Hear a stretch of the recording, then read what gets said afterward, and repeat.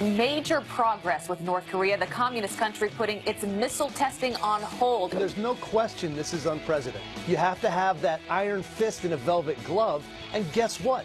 It's worked. It's brought Kim to the table. The DNC yesterday decided to sue the Trump campaign, sue Russia, and sue WikiLeaks. To come and make up these excuses about why Democrats lost, I think is pathetic. They had a bad message. They had a bad candidate. They're the ones that colluded with the Russians. James Comey officially now under investigation. Comey has hurt himself and raised very serious questions about his ethics and his behavior and perhaps his criminal liability. It looks like I will not be able to be home for your birthday, but I hope this makes up for me not coming home.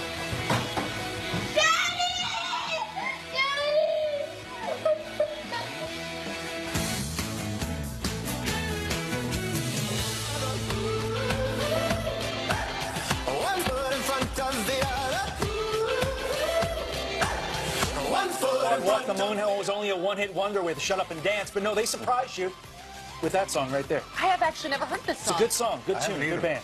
Because I love the song Shut Up and Dance. Yeah, I like that. Yeah. I mean, not a command. We're not trying to be rude. That's the name. You're just opening like a whole new world for us. I'm practically And Ed and I share a lot of the same music. Yeah, we like a lot of music. I taught her Yeah. Wagon Wheel. No, really? Ed always writes me, what's that song again that you said you liked during the show? Yeah. And then when And then I downloaded it then he downloaded like it. 100 times. Well, good morning to all of you. Happy Saturday morning. Happy Saturday. Thanks, you. And there is a lot of news Big to news. get to us. There always is when we wake up on a Saturday morning. And we're going to go straight to a Fox News alert. Major progress with North Korea, the communist country, putting its missile testing on hold and closing one of its nuclear sites. Yeah, this olive branch coming as President Trump prepares for his high-stakes meeting with dictator Kim Jong-un. Jillian Turner is live in Washington with the breaking news unfolding at this very hour. Jillian, good morning. Good morning, guys. So just hours ago, in a major turnaround by North Korea's Kim Jong-un, he issued a statement. It reads, in part, under the proven condition of complete nuclear weapons, we no longer need any nuclear tests, mid-range and intercontinental ballistic rocket tests, and that the nuclear test site in the northern area has also completed its mission. Now, President Trump weighed in shortly thereafter with the tweet. He said, quote, North Korea has agreed to suspend all nuclear tests and close up a major test site. This is very good news for North Korea and the world. Big progress. Look forward to our summit. So this morning, all signs point to a go for the Trump-Kim meeting, and things are looking up for the president's plan to try and strike a deal that none of his predecessors have yet been able to do successfully. These developments all come just 6 days before Kim is slated to meet with his own South Korean counterpart, President Moon, and weeks before the highly anticipated face-off with President Trump. This week, the White House, in concert with the intelligence community and State Department, are working furiously behind the scenes to get the nuts and bolts of the meeting locked down.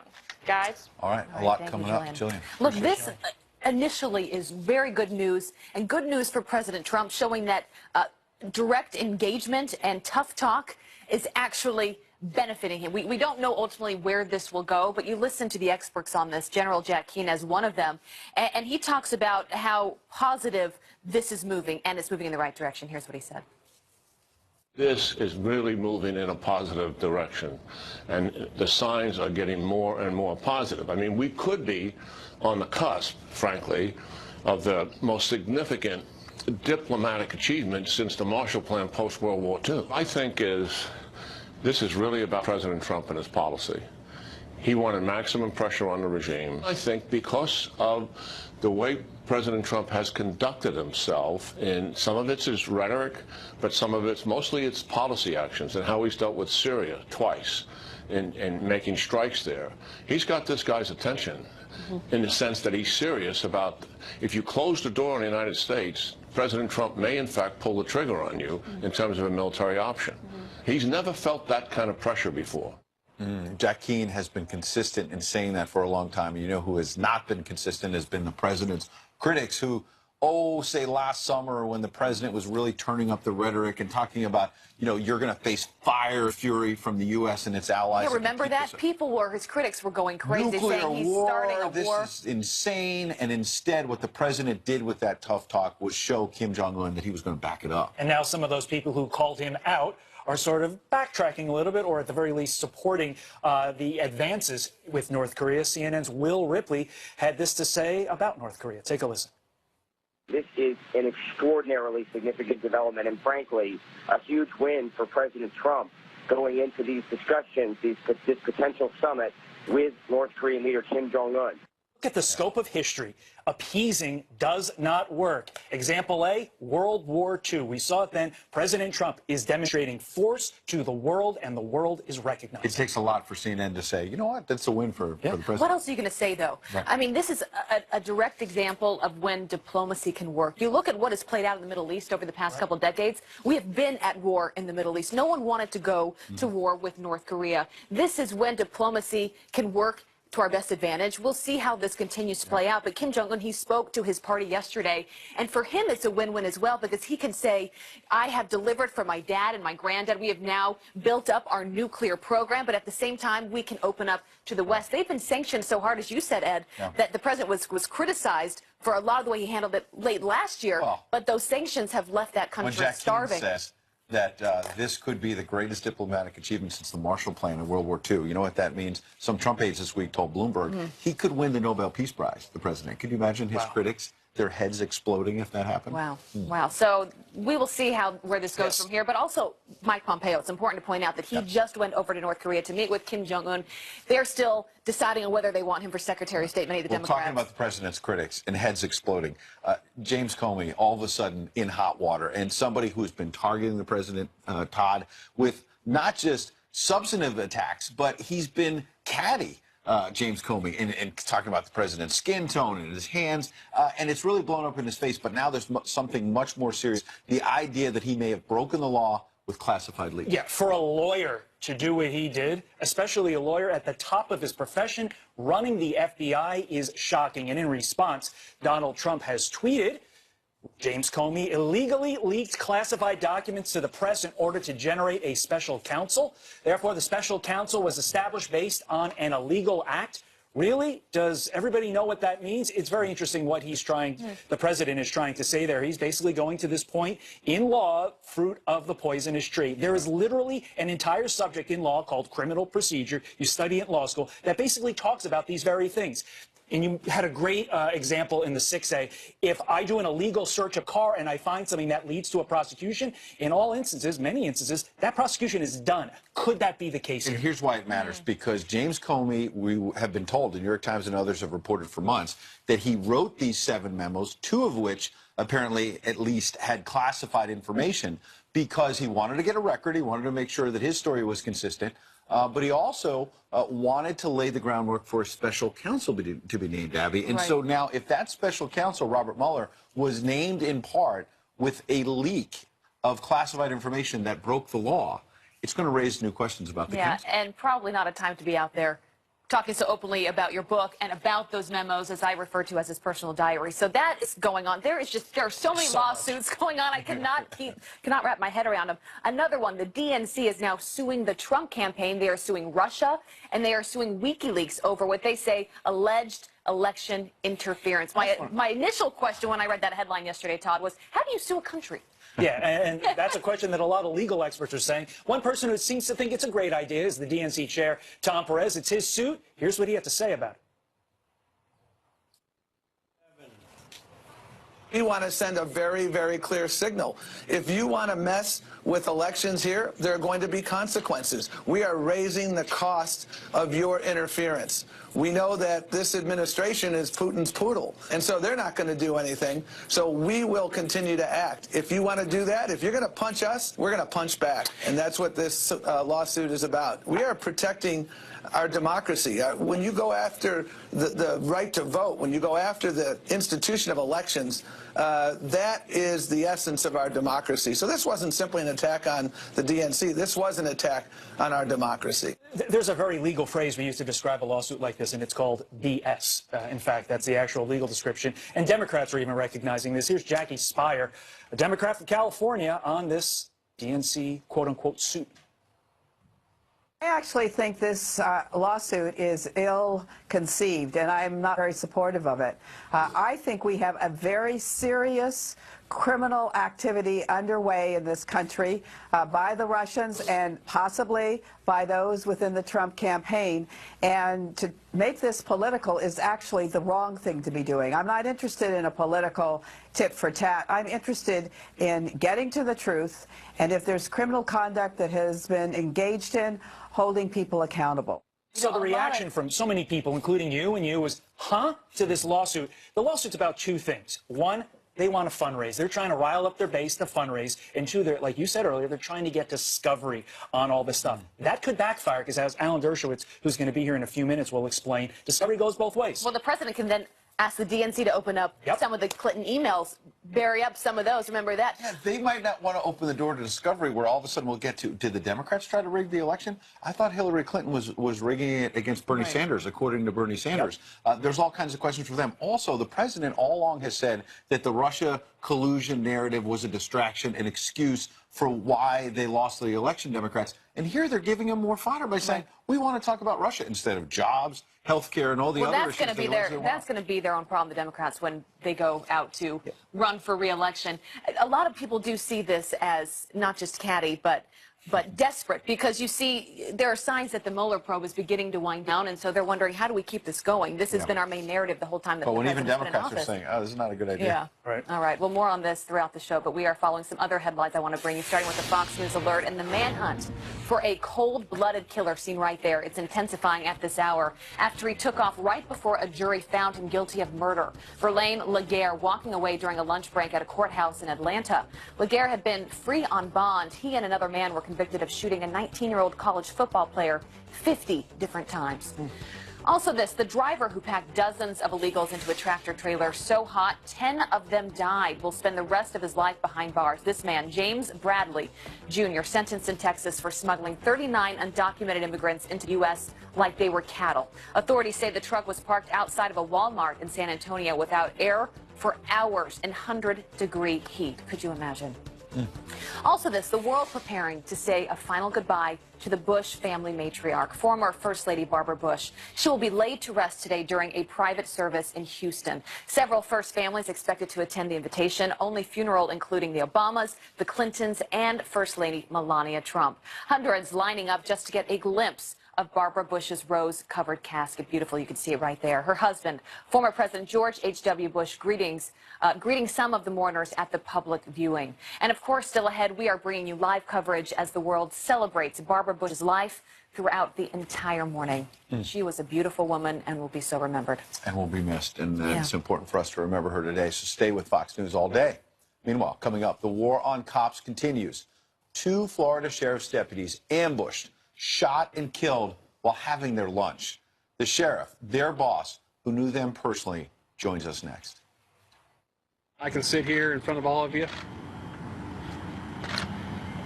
and tell you that I love them. What do you expect happens when you demonize law enforcement? I can sit here in front of all of you and tell you that I love them. What do you expect happens when you demonize law enforcement?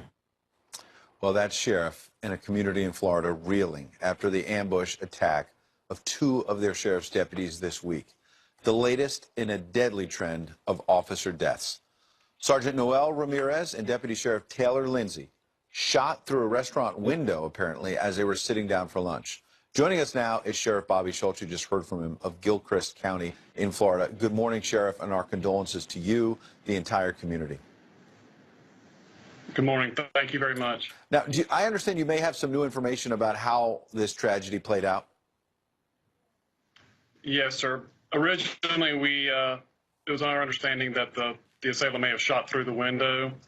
However, through the investigation, we're learning that, in fact, the assailant entered the restaurant and the shooting occurred inside the restaurant. So they're just 2 law enforcement officers putting their lives literally on the line every day, and tragically, they lost those lives. But they're just trying to have lunch in the middle of a shift at these Chinese restaurant. We could see those officers there. And so we know why they were ambushed. Was there a motive here? The investigation is still ongoing. The Florida Department of Law Enforcement is conducting their investigation, and Their facts hasn't been released yet, but as soon as that information is given and their investigation is concluded, that information will be pushed out at the appropriate time. Okay, and we'll let those facts come in. But what we do know already is that police officers, law enforcement officials, as you know better than I, have been targeted and are targeted every day. Look at the numbers for this year alone: 22 officers killed. That's more than half the total number of police officers killed last year. More than half the total from last year already, and we're not even halfway through this year. What do you think about this? It's been called a war on cops, and there's really, Sheriff, no other way to describe it. No, sir, and I agree with you. You know, I like to tend to believe that there's way more good out there in our country than there is bad, but unfortunately we have those individuals and groups that want to demonize law enforcement for no other reason because they can. And it's appalling when you have men and women willing to put their lives on the line for all of us that want to try to do good, do what they're supposed to be doing. And in this case, Sergeant Ramirez and Deputy Lindsay were on lunch break, doing nothing more than eating, and in their shift, trying to protect people when this coward did what he did. Well, you know, Sheriff, you talk about the good that can come from a tragedy, and we have a friend named Frank Siller who runs the Tunnel to Towers Foundation. He lost his own brother, a firefighter, on 9/11. He's going to be on Fox and Friends tomorrow. I spoke to him yesterday because I don't know if you know this yet, Sheriff, but Frank called me and said that his group is going to raise money for these two deputies who were killed. They like to go and try to pay off the mortgages for their family, maybe help with scholarships for any children. Can you talk briefly about their families? And I see there are cards behind you. Can you talk about the outpouring of support you're getting? The outpouring from the community and from the state has been tremendous. Very small community. We live in a county of around 18,000 people. Our department is roughly 65 people, so everybody knows everybody in this community by first name. I know Noel and Taylor personally. We know we participated in the Police Law Enforcement Olympics a while back. I know them off duty and on duty. Yeah. They talk about men of character, men of integrity, men of loyalty, men that want to do the right thing. I couldn't say enough good things about those two individuals to even do them a little bit of justice. Well, Sheriff Bobby Schultz, we can't say enough good about them and about you and your force and law enforcement officials all around the country. We're with you, we support you, and we're thinking about you in this very difficult time, sir. Thank you, and again, God bless you. And I do want to tell everybody, all your prayers, your support, your messages are being received. Okay. The only thing I can ask you to do is please keep these men's families in their prayers. Okay. Thank you, Sheriff. More Fox and Friends coming up. And we are back with a Fox News alert. Plumes of gas, of smoke from tear gas filling the air as Israeli soldiers opened fire along the Gaza border, killing 4 Palestinians, including a 15-year-old boy. The bloodshed coming during the 4th straight week of mass protests organized by Hamas terrorists. Mike Tobin live for us in Jerusalem with the breaking news. Mike, good morning. Good morning, Ed, Abby, and Todd. This deadly game that plays out every week on the Gaza-Israel border has become inflamed because of the death of a 15-year-old boy, apparently by Israeli forces. For 4 weeks running now, Palestinians, when Friday prayers let out, they gather at the fence that separates Israel from Gaza. They try to approach or swarm the fence, and when they get too close, Israeli troops open fire. Israel does use crowd dispersal tactics like tear gas and rubber bullets, but oftentimes they use lethal rounds. 4 people were killed yesterday, more than 100 wounded, including the boy we're talking about, Mohammed Ayoub. Some Palestinians are claiming, in fact, that he's only 14 years old. Israel's defense minister, Avigdor Lieberman, says Hamas is to blame because the Islamic militants use women and children as human shields. American envoy to the Middle East, Jason Greenblatt, tweeted, a full investigation by Israel of Mohammed Ayoub's death is underway so that we will be able to determine what happened as we mourn the tragic loss of young life. We must resolve to avoid causing more suffering by responses to his death. Now, something very interesting. Palestinians are now using kites in their border protests. We watched yesterday as they launched a kite with a swastika painted on it, and on the tail they put a torch. The idea is to fly the kite up over the fence, crash it on the Israeli side, and start a fire. Several kites flew over the border yesterday. The European Union is now calling on Israel to refrain from using lethal rounds with these border demonstrations. A chief negotiator for the Palestinians, Saeb Erekat, is calling for an international body to investigate the Israeli military and the death of this young boy. Guys, back to you in New York. All right. Scary times. Mike Tobin, thank you so much. All right. Meanwhile, back here at home, the Democrats might have a new party platform. If you can't beat them, sue them. Well, the DNC filing a lawsuit against the Trump campaign, against Russia and WikiLeaks, accusing all three of election interference. Joining us now with his reaction is Alan Dershowitz, Harvard Law Professor Emeritus, lifelong Democrat, and author of Trumped Up. But you don't need to be Alan Dershowitz to see that this lawsuit really isn't much. Well, first, I have to acknowledge that I did represent Julian Assange and WikiLeaks for a short period of time, some years ago. I think it's a complicated lawsuit. I think it will be dismissed as to Russia based on sovereign immunity.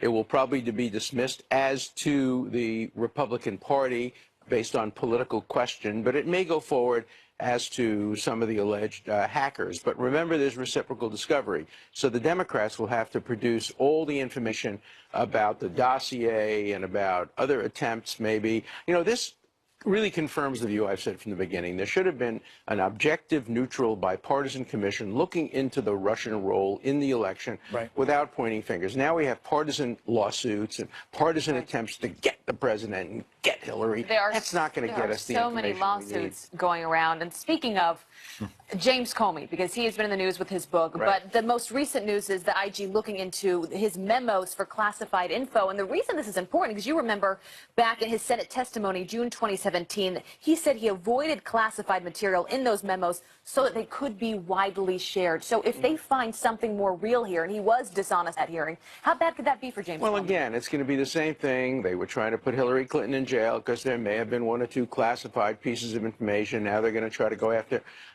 Comey. Look, the only First Amendment case I ever lost, to my knowledge, was I represented Frank Snepp, the former CIA director who wrote a book called Decent Interbill. The government went after him, even though there was no classified information, because they said the information was proprietary and owned by the CIA, and he had signed an agreement that he would not write a book without it being approved by the CIA.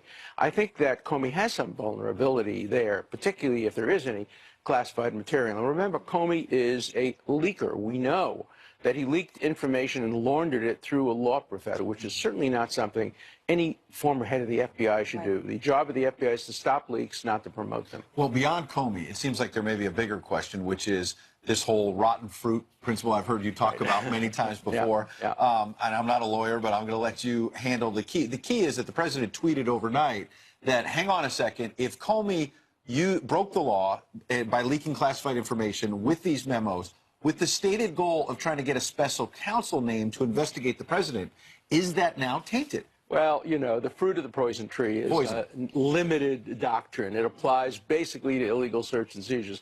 It's a real stretch. It's an interesting metaphor, but it will not result in the dismissal of the special counsel. So you're saying the horse is out of the barn on this one? I think the horse is, well, but, you know, out of the barn for the moment, but I think he's going back in the barn. As I said right from the beginning, I don't think the president has real worries about Mueller and the investigation of alleged collusion or obstruction of justice.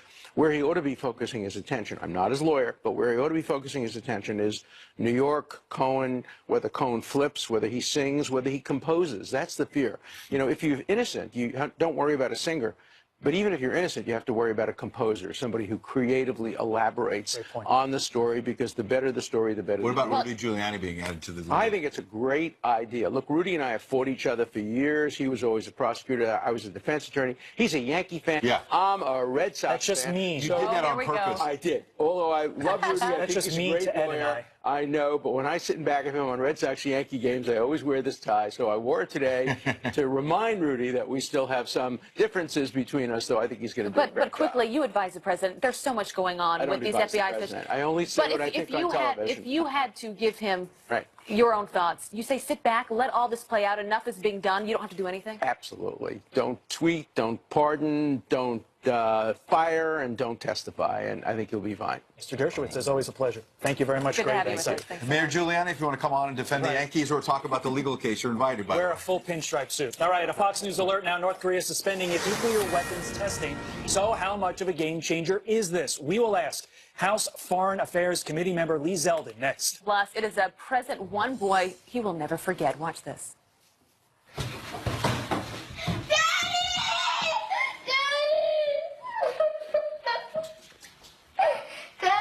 We just love these. The story behind that special surprise, you do not want to miss this. That's coming up straight ahead.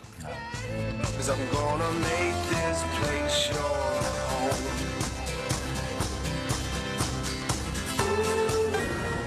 34 minutes after the hour now, a Fox News alert. North Korea now suspending its nuclear weapons testing. And the president tweeting, North Korea has agreed to suspend all nuclear tests and close up a major test site. This is very good news for North Korea and the world. Big progress. Look forward to our summit. So with that historic face-to-face on the horizon, is this a diplomatic game changer? Joining us now to weigh in live, Republican Congressman and member of the House Foreign Affairs Committee, Lee Zeldin. Good morning, Congressman. Good morning. So what say you? Because we had Jack Keane, we played a clip from him on Fox last night, and retired General Keane basically says this could be the biggest diplomatic breakthrough since the Marshall Plan.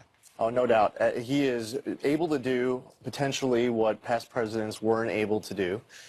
He would actually be earning that Nobel Peace Prize, unlike his predecessor who got it beforehand. Now, you know, and in all seriousness, you think of Otto Warmbier and the lives that have been adversely impacted over the course of the years as a result of that absence of leadership, the failure to have this kind of a maximum pressure campaign that shows that the military option of the dime principle is real. Diplomacy, information, military economics. Kim Jong-un knows that the military option is real.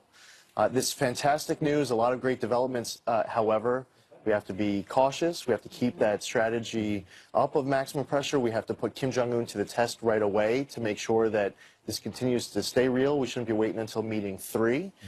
And the president has a great team. It's only getting better, so hopefully it's successful. Yeah, a sign that engagement and direct talk actually can lead to something positive. Your thoughts on Mike Pompeo, because he's most recently been to North Korea meeting with Kim Jong-un. The question is, can he get through confirmation to be the next Secretary of State? He's a big part of what's going on right now with North Korea. Where does that stand? Does this help him?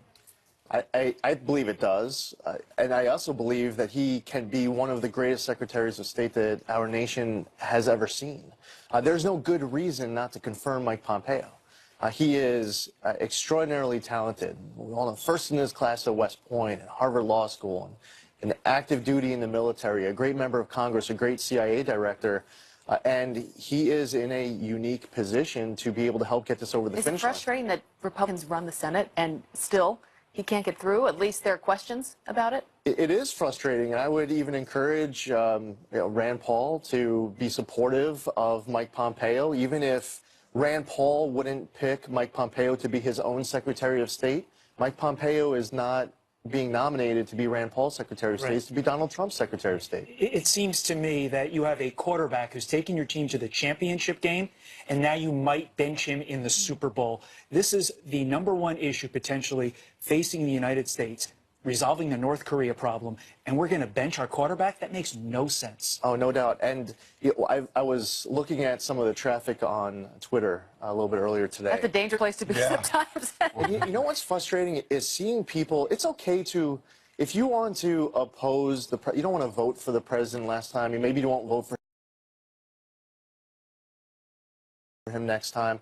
But to actually root against President Trump with this, to be actively trying to Mike Pompeo getting confirmed, all the Democrats who are opposing him for no good reason. But it's almost like they're taking North Korea's side. We've seen it where sometimes they're caught rooting against the economy going well, or rooting for Iran against the United States. It's okay to be opposed and to try to be constructive with it. And skeptical of the deal. But people are they're lighting their hair on fire trying to bring this president down. I want President Trump to be successful. I want him to be able to get this over the finish line, and we should be helping him, giving him all the tools he needs to be successful. That means the country succeeds. It's a great point. Congressman Zeldin, good to have you. Appreciate you coming in. Thank you, sir. Thanks so much. All right, to some other headlines that we are also following this morning. And listen carefully. Throw out all romaine lettuce. That is the urgent warning from the CDC. The massive E. coli outbreak that started in Arizona just got bigger. So far, 53 people from coast to coast have gotten sick. The recall now covers all forms of romaine, including whole heads and hearts. Health officials also say avoid eating it at restaurants for now. Yikes. Well, incredible video showing a dramatic rescue in below freezing floodwaters in Montana. You can see a woman trapped inside of her vehicle. As you can see, they're sinking very fast. Well, two heroic brothers in the right place at the right time. One of them, without hesitation, putting his own life on the line, jumping into action, swimming the car, bringing that woman safely back to shore. That is an incredible video. Wow, good for him. And a patriotic reunion going viral this morning. A little boy thinks he's opening a present for his airman father stationed in Qatar, but the real surprise is just around the corner. Watch.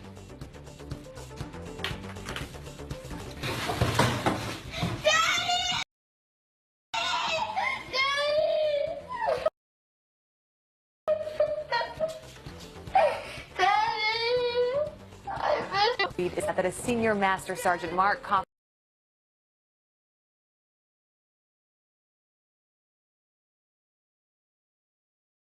overseas for the past 8 months. Emotional reaction. Video. Every single time one of those videos. All right, still to come. Michelle Malkin, Mercedes Schlapp from the White House, Lee Greenwood, you love him, and Geraldo Rivera, all here live. Big show. Democrats open for 20. Against lower taxes, huh? Is it really a winning strategy? Charles Payne here to react live next. He's walking up the steps. He's going to go shake Ed's hand. Lower taxes. Good morning. How you doing?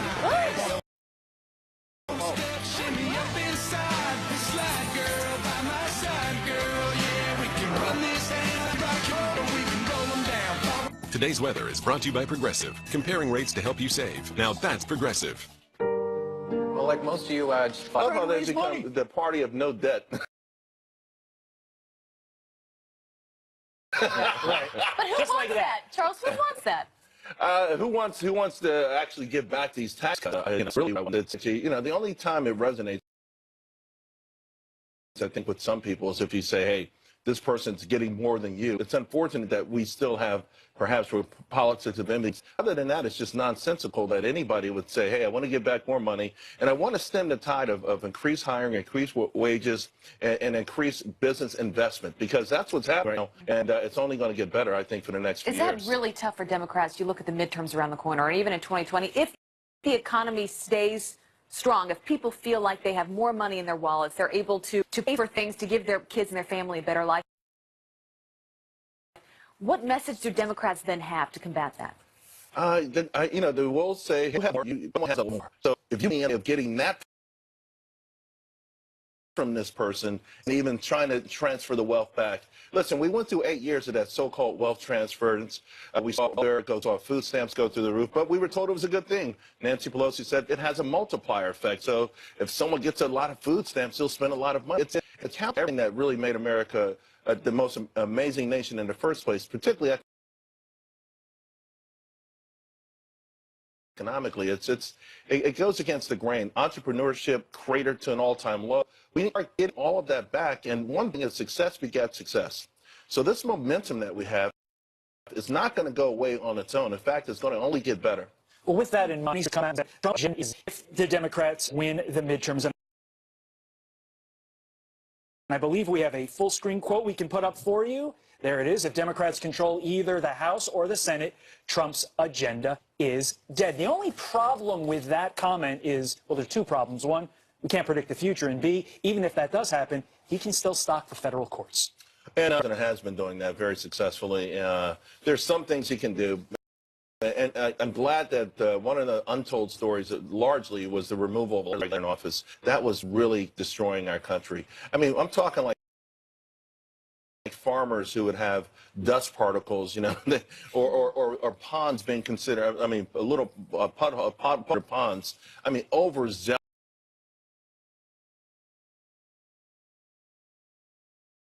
Just nuts. It really, we were in lockdown. Corporate America was in a foxhole waiting for all of this to go away. It's gone. I'm out of this foxhole. They're starting to spend money. And by the way, all the billions that are coming back from overseas, all of that's going to be plowed into the economy. Some would be doctors. By the way, millions. Anybody in a 401k, anybody who works at a company that might need a financial injection. Does that re-energize Republicans? So you listen to Bernie Sanders speak, you listen to the other person on CNBC talk raising taxes. Does that, Danny Hoyer, does that re-energize Republicans? It should. Listen, I talk about this all the time. It seems pretty simplistic to me. You get to keep more of the hard-earned money that you put your sweat and toil into. That's the bargain we have with you. Do you like the fact that you're getting raises? Yeah. Do you like the fact that when you drive around, anecdotally, you're seeing help wanted signs in windows? Do you like that America? Because if you keep us in office, we think we can do it and make it. It's all about the messaging. Charles Payne. Thank you very much. Happy Saturday. All right. Beware of those socialists running as socialists. At least they are honest on it. I'm going to turn made to heart. Why does Made in USA matter to you? Pride. It's made in America. It's a good job. Armament factory, next hour. I'm looking forward to that. And it is no surprise students are against the president's plan to send troops to the border. But what happens when they find out that former President Obama did the same thing? That's next. I just think that we need to be so compassionate toward other people. And did you know President Obama did the same move to the border? I did not know that. Yeah, that's kind of surprising.